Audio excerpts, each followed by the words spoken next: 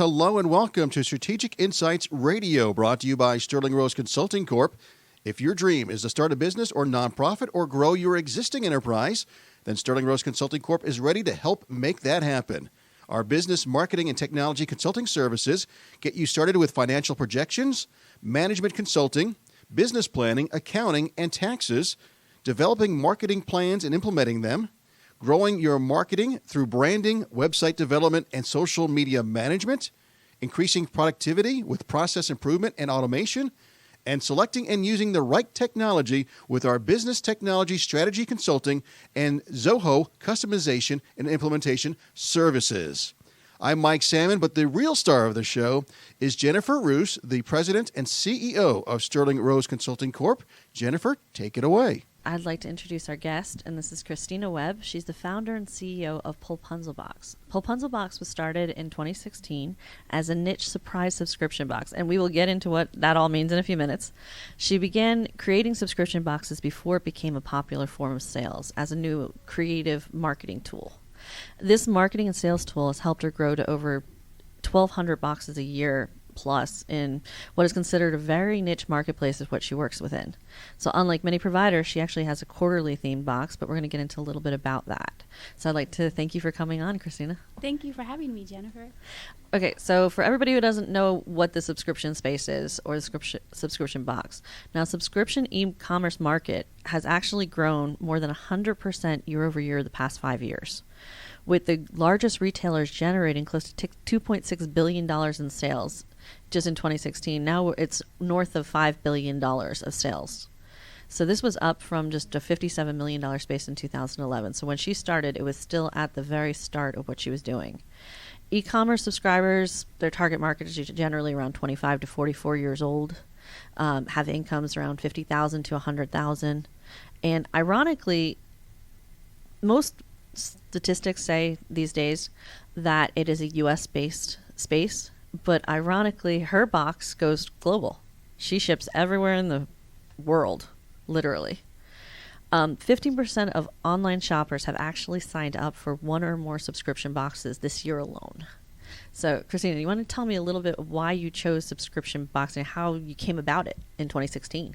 So in 2016, I started a little hobby called pole fitness, and I wanted to lose a little bit of weight and get a little more healthy.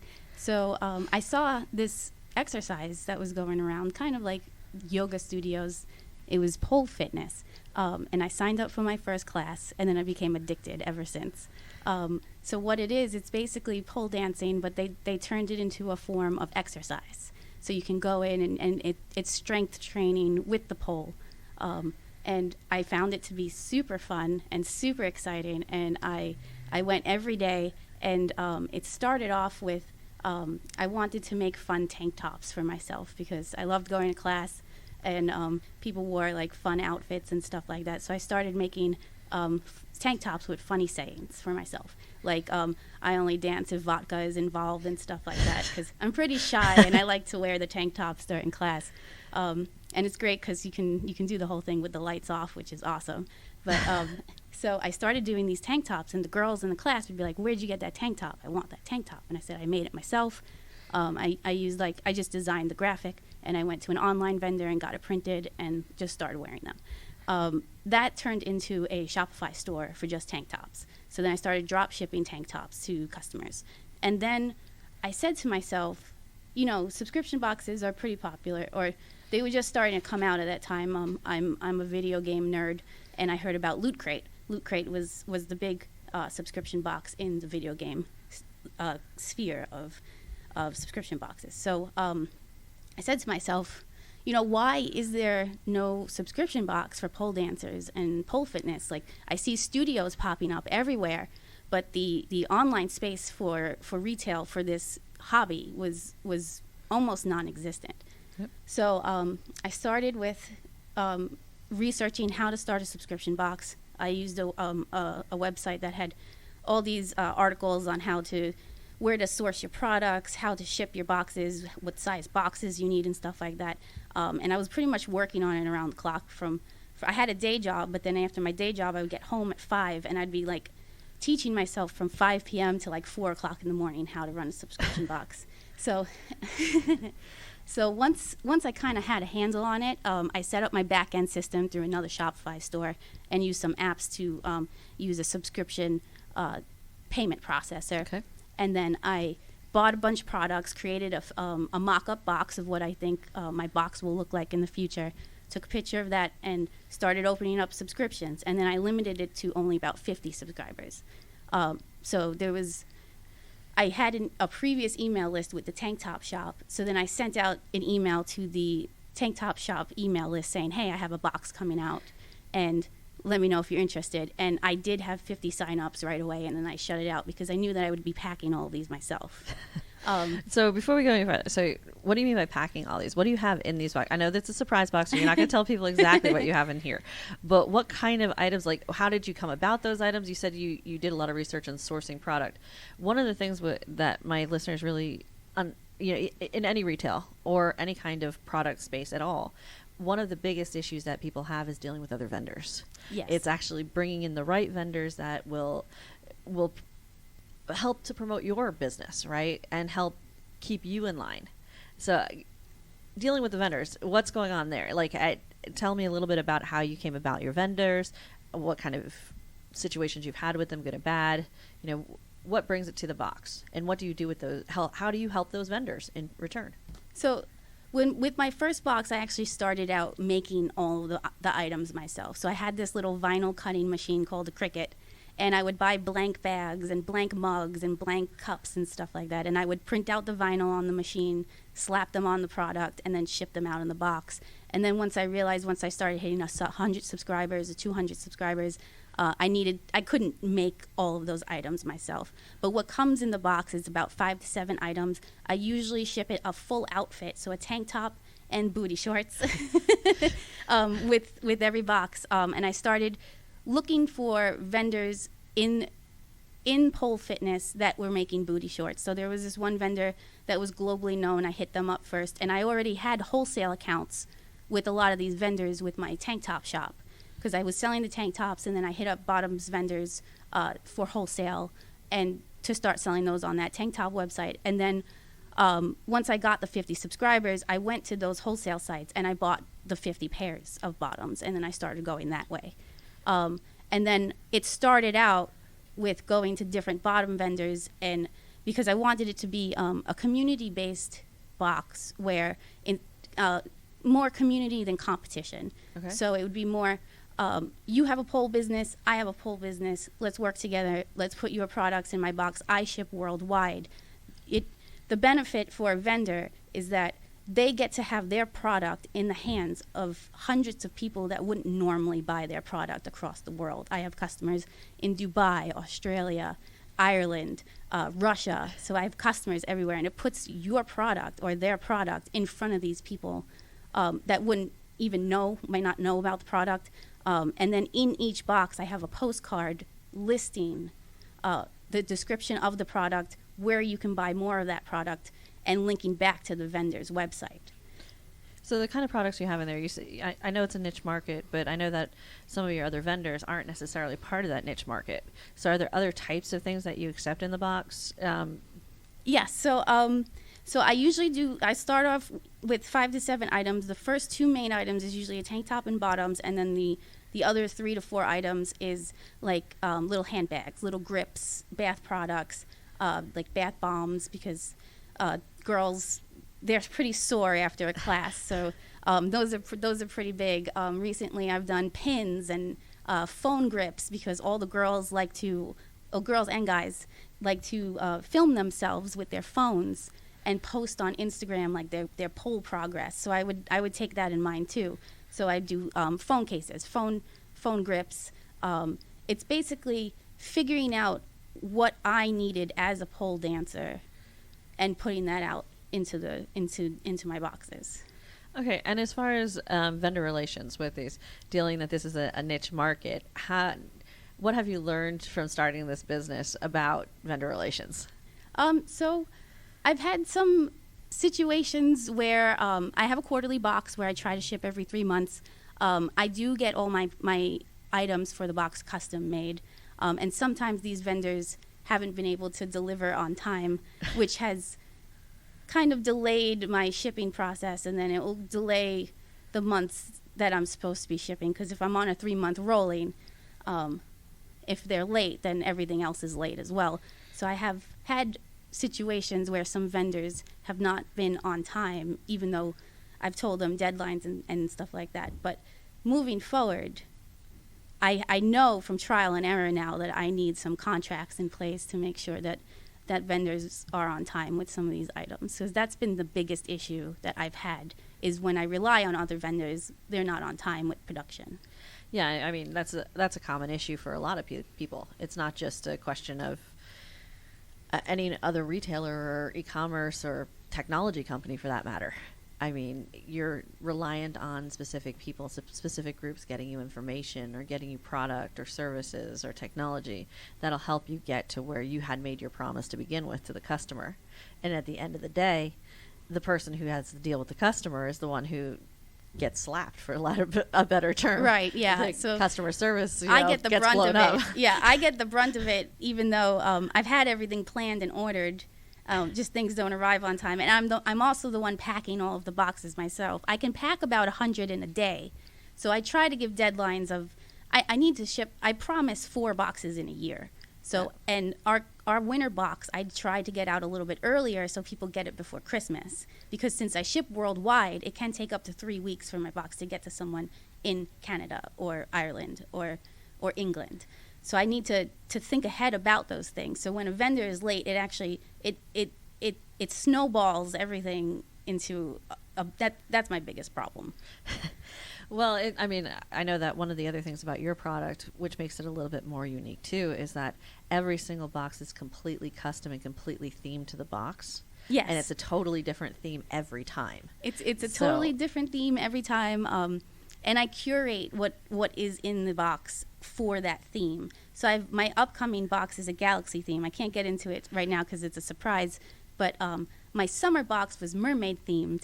So I had pole dance. I had giant towels for pole dancers, and then I had summer shorts and mermaid shorts. So the shorts had like mermaid scales on it, and the tank tops had starfish over the areas, the chest area.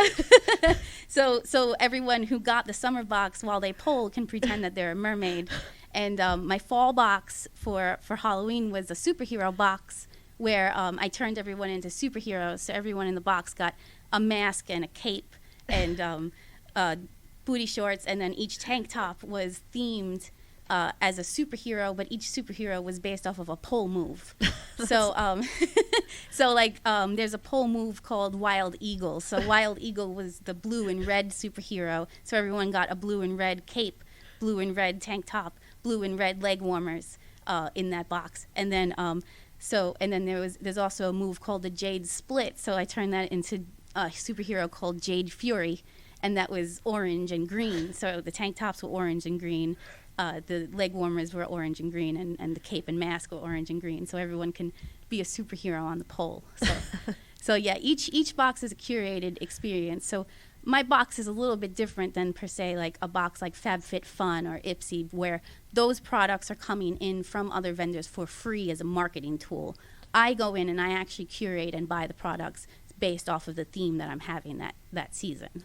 Well, by doing that, I mean, you're taking a big chance on the margins, right? Yes. So at the very beginning, did you have any issues with understanding that, considering this is a whole new, you're going into business for the first time. Yes. You're an entrepreneur. One of the biggest things that entrepreneurs forget to do is actually figure out the cost of goods sold. Yes. So they're selling at a price that they think is good for the market, but then they're curating the products that they're selling, and they're paying the customers to buy from them. That's exactly what happened with my first box. I did undercharge, because honestly, I didn't know until I had rolling boxes to figure out how much I wanted to spend. And I've never been in the subscription box space before, so I didn't know, and I didn't set up spreadsheets. I have all of that set up now, so I know exactly what I need to spend. And also, my first box, I did lose money because I charged too little, and then I offered high discounts, and then by that point, when it came to buy the products for the box, I realized, I didn't have enough for 5 to 7 items, so I actually like laid out my own money to put more items into the box because that was a little bit of a trial and error. I grandfathered those people into that price, but I raised the price up for the next 100 people and then the next 200 people because I couldn't. The people that were subscribed at the first price, I couldn't exactly email them and be like, "Hey, this is going up a little bit higher." I just Not left a little them. bit, a lot yeah. higher. And also it's one of the higher cost subscription boxes at the time because, like I said, I wasn't getting free product from other vendors. I was sourcing all the product myself, where I couldn't. If I was getting free product from vendors, I would have been able to make it a lot cheaper. But like you have FabFitFun, I don't know how much the box costs, but they have like a $250 retail value in the box, but you're only paying like $30, $40. I physically can't do that unless people are giving me product for free. Yeah. I know your box is at what price point now? Right now it's at $65.95. Okay. And you still get you get themed product and you get the source product, so this is all original stuff. So the cool part is that nobody else out there can get it unless they have the box, and you don't Right. tell anybody what it is, so nobody knows what you're going to get. They know what the theme is, but they don't know what they're getting inside the box. And I try to have the retail value of everything in the box over $100. Okay. But it's very difficult when you have custom curated items. Yeah. Well, I mean, anything custom is going to be on the higher side of the Right. scale anyway. Right. Because I've you're learned adding that it. too. Yeah. I've learned that too because once I stopped making the items myself, when I had to go get custom, you need a certain volume in order to get those very good discounts, and I didn't have that volume yet. Where you need a lot. The more you have, the cheaper the product is. So I was still paying high cost for items. Yeah. Well, I mean, because again, anytime you source a product, it's about volume and Right. the quantity, and as the volume goes up, the price point goes down from a wholesale standpoint. Right. So, I wasn't quite hitting those yet until kind of fairly recently. Yeah. So as far as getting the product out there, I mean, how are you getting in front of people? So pole dancing and pole fitness has this kind of community on Instagram where everyone has their own separate pole account where they post their progress, because you start as a baby poler and you can go up to level 4, 5, 6. That's when you start going upside down and those types of things. And girls and guys like to post their progress on Instagram. So I started off with Facebook ads with also Instagram ads, and that was also a brand new experience for me as well. And I learned real quick. Yeah. What did you learn on that one? Because I know a lot of people like start out on those spaces, and I just threw money. I was doing my 9-to-5 job, and whatever money I was getting from my 9-to-5 job, I was filling in with Facebook ads, and I was accidentally starting out about $500 a month on Facebook ads. But I was building up my email list. I was able to build up my email list by thousands with that. And the subscription box space, when you start a subscription box, you should start off with building an email list first. And then whatever you have on your email list should translate to 10% in sales. Yeah. That's usually what happens. So I was building up the email list first. And the Facebook ads was helping me build up the email list, but not necessarily getting me sales until I sent out emails to that email list. So it kind of worked out a little bit towards the end where I was able to hit my goal, my subscriber goal each box, because I would increase the subscriber goal by 100 each box just to see what I can handle on myself, because I had to get the boxes, fold the boxes, pack the boxes. And then what's different about this box is that there's 2 sizes that I have to worry about for each box. So I can't just assembly line the box. I have to go in. Explain that to everybody, because I know that one of the things that makes you interesting, because you're not necessarily the normal box, right? You're very custom, and this is for fitness, so it's not people who are size 0 or 1, 2, 3, 4, 5. Right. It's actually people who have awkward sizes all the way up to 3X. Right. I'm currently I try to cater to extra small to extra large. And those are the bottom sizes, and then the tank top sizes. So I'll have some subscribers that are a small top, large bottoms. So I have to make sure that combination gets packed in the box, which is why I end up packing them myself. And it does take a little bit longer. But if I did not have that customization, it would be so easy. Because I have like this little Dymo printer, and I'll print out all the shipping labels, and on the shipping label, I make sure to have what they ordered. So like size small, medium, whatever. I'll grab a shipping label, grab a box, fill the box with whatever it says on the shipping label, slap a seal on the box, put the box in a bag, because I don't want all these boxes on people's doorstep that say I'm a pole dancer. Some people like to keep that secret. So it's putting everything in a box, sealing the box, putting the box in a bag, and then slapping the label on the bag hundreds of times for thousands of times yeah, now, right? Now it's over the course of the year, it's a lot of boxes. Well, I know that one of the things that you've been talking to me about is that you're almost at a point and at a volume where you're going and doing fulfillment centers. Yes. And you're looking at other ways to take away from all of that daily pieces so that you can continue to grow the company as a whole. Right. So I think what had happened was I did grow a little bit too much too fast. And I am looking for help for fulfillment and those types of things to help with the packing of the boxes. But I'm a little bit of a control freak. I still like to do everything myself because it's so unique in these different sizes and everything that I really do try to make the customer happy. And I think my little personalization touches, I think people really appreciate that, but I really want a fulfillment service. Well, I mean, you've already started stepping away from some of the things that you did on your own in the past. Yes. You have marketing person in. You Yes. have customer service in. I mean, I had been doing all of that myself up until kind of fairly recently. When you own a business like this, you do the things that you don't normally want to do because no one else can do them. Well, it's not just you. Everybody who starts up, we all do it. Yeah. Unfortunately, and Mike can even attest to this one. I mean, you're the salesperson, you're the janitor, you're right. You're the person you're the customer service person. Yeah, there was You're a the point. CEO, you're the tax person. I'm the one updating the products, ordering the products, making sure the customers are okay, updating the Shopify, doing the marketing, upgrading the Instagram, the Twitter, the Facebook, doing the Facebook ads, doing the email marketing. And then, it took a while for me to let my baby go, I guess you would say, and start trusting other people with these things. It took a while. Well, that's not uncommon, though. I mean, from any entrepreneur startup, I mean, this is your baby. You started this is your idea, this is your customers, and at the end of the day, you want to make sure that all your customers are happy with you. Right. And are happy with the products you're providing, especially because of how much thought you specifically put into the customization of all of the products that they get.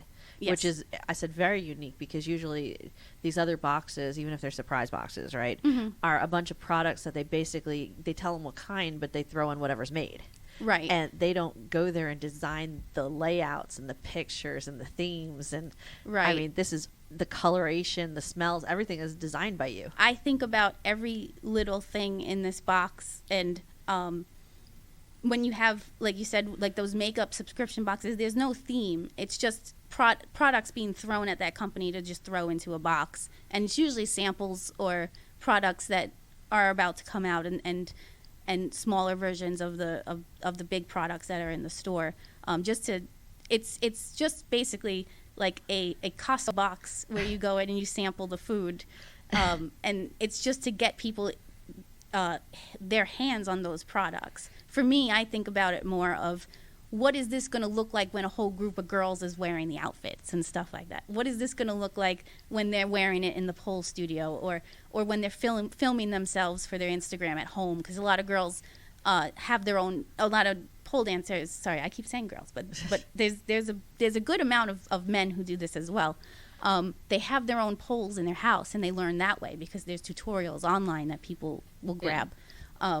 So I think about how it will look in marketing as well, and how it looks together, because I'm also the photographer as well, because I do photography on the side, and I photograph all the products, and I photograph the boxes together, and I do all my product photography, and I'm like, how is that going to look together in a box? Yeah, and I know that I've seen some of the boxes, and I mean, they're not sample products. I mean, most of the stuff is full size. I mean, you're getting the full size product. They're full products. Yeah, they are.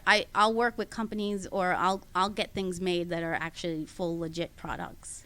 Yeah, and I know we were just I was introduced to a couple of your vendors, and I've helped look at a few of the other vendors as well. And it's interesting the relationships you have with these vendors too, because you are supplying them this huge marketing opportunity. Yes. And not just from a standpoint of putting their name out there to people they wouldn't normally have, but you're giving them the opportunity to put any kind of advertising too of their own into your box. Yes, because like I said, I started this off with the idea of I wanted to build up the community, the pole fitness, pole dancing community, and with all the vendors working together with not competition, more of a community thing, and that's why I love promoting other brands and other products in the box. And I tell companies all the time, if you want to promote your product, just send me a certain number of postcards, and as I'm packing, I'll put your postcard into the box. Like I said, with all the things that I need to do on the list of everything that I need to do as well, is I'm trying to come up with a marketing plan that I could show vendors and be like, why does this, and tell them how and why it's beneficial for them to be in this box, and then start charging people for advertisements in my box. Yeah, I know right now you had shown me some of the numbers that some of the vendors have given you as far as their growth because of putting their product in your box. Right. I've had a couple of vendors who've put their postcards in my box with a Polepenzel code, and they've come back and they've told me, like, sometimes their sales are overwhelming, and now they need to pause their business because they have too many sales because of what I've been directing people to. Yeah, so I mean that's always a great thing if you're trying to grow your business. Right. It's been like you said, when you're doing everything yourself. I am a little burnt out at the moment, but I'm starting to hire out for the things that I just don't want to do anymore. Yeah, I mean we were talking about it, right? As an entrepreneur, you have the best day and worst day at the same day scenario, right. And you've got to let go of things, and you've got to look at what's taking all the time that is stopping you from growing the business. Right, and I was also doing my 9-to-5 job as well as this on the side, because with the 9-to-5 job I'll get health insurance and social interaction, which is nice because I realized doing my own business when I'm not doing that 9-to-5, I kind of go a little bit stir crazy because I'm doing everything alone in my house. So I do love having a 9-to-5 job as well, just for extra benefits. But then, like I said, having this and then running a whole business, people don't know that I'm only one person doing this business, because the way that I have my website set up and everything, it looks like a company. It looks like a team of people. Well, it is a company. Well, I mean, yeah, it's a company, but I mean, it looks like a whole team of people are working on this. It's starting to be now. It's starting to be, yeah. It's starting to be a team of people as I have gotten help from you.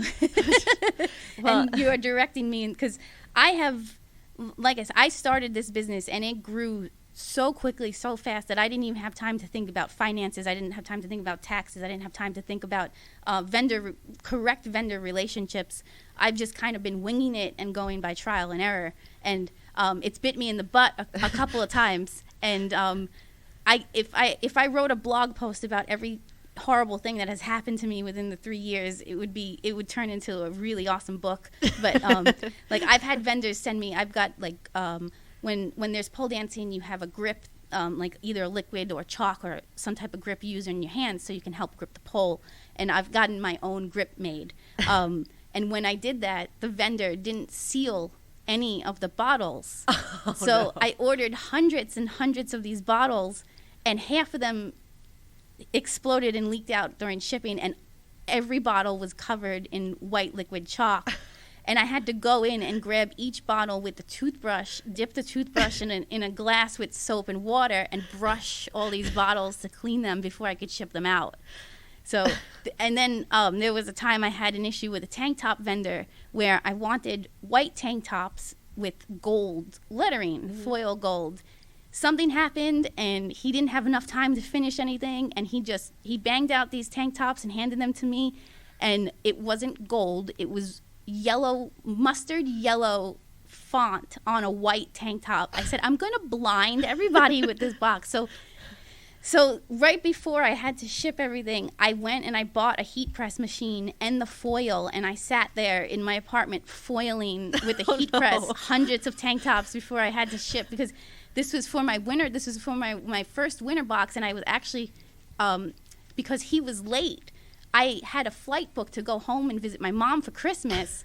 I was up for 48 hours straight heat pressing these tank tops to get them out before my flight. So my flight was at 4 p.m. We dropped off all the boxes at the post office that morning because we had to finish packing them all. Like, there's been a lot of fun situations. Like, I started off also, each box had like filler in the boxes. I had themed boxes with like themed filler. Then my cat choked on the filler, so I couldn't use filler anymore. It's just been it's been a wild ride. For those who would like to find out more information, you can email me at info@polepenzelbox.com, or my website is polepenzelbox.com. And remember that this isn't just if you want more information about her box or becoming a subscriber, but also as a potential vendor. Yes. So I reach am out always to her. looking for vendors. I am always looking, and not just pole products. There's bath products. There's stationary products. Like any. I'm open to any idea that you think would help benefit my subscribers. this is just the tip of the iceberg, isn't it? Yes. Want to thank you, Kristina, for joining us here on Strategic Insights Radio, and thank you, Jennifer, for hosting. This has been Strategic Insights Radio on Business Radio X. To find out more about Sterling Rose Consulting Corp, contact Sterling Rose Consulting Corp at 470-202-8659 or visit their website, sterlingroseconsultingcorp.com.